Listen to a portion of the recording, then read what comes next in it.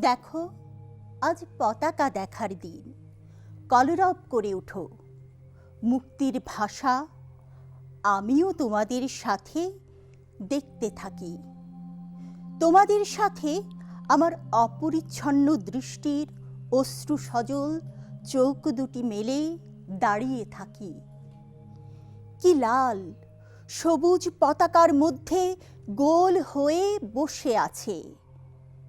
মনে হয় যেন পৃথিবীর মুক্তিকামী মানুষের রক্তের লোহিত কণায় অঙ্কিত হয়েছে এ সূর্য। আমার ভেতরে কলরব করে ওঠে কত মুখ, কত আকাঙ্ক্ষা, উজ্জ্বল দৃষ্টি, যারা আর ফিরে আসেনি।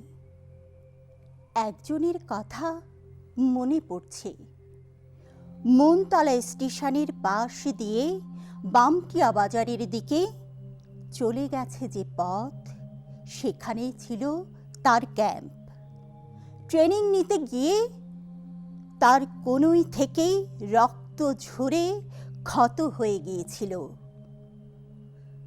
ফেরেনি সে।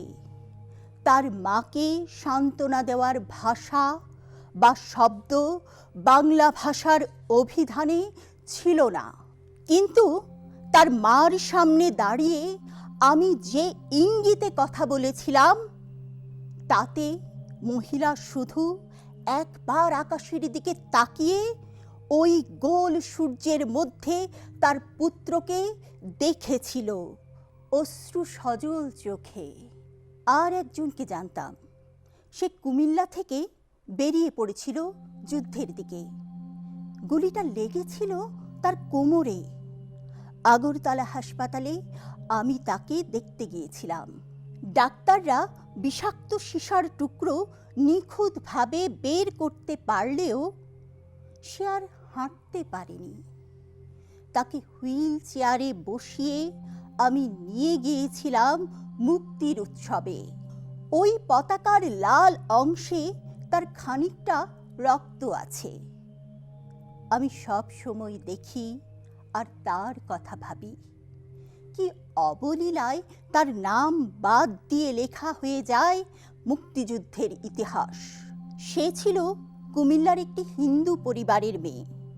তার পিতার উপজীব্য ছিল সঙ্গীত।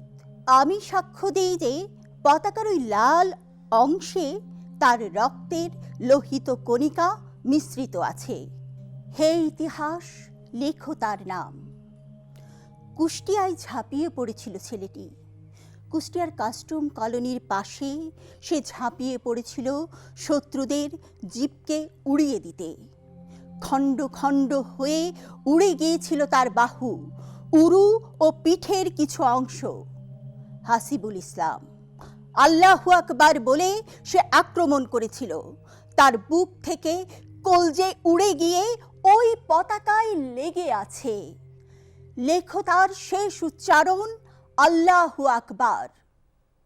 কলরব মুখর হে ঢাকা মহানগরী, তোমাকে লিখতে হবে এই রক্তগুলোকে অসাধারণ বিবরণ। দেখতে হবে ইতিহাস নির্মাণ করে কারা, কারা কেড়ে নেয় বীরত্বের পদচিহ্ন। দেখো, আজ পতাকা দেখার দিন। কলরব করে ওঠো, উচ্চারণ করো মুক্তির ভাষা। আমিও তোমাদের সাথে দেখতে থাকি।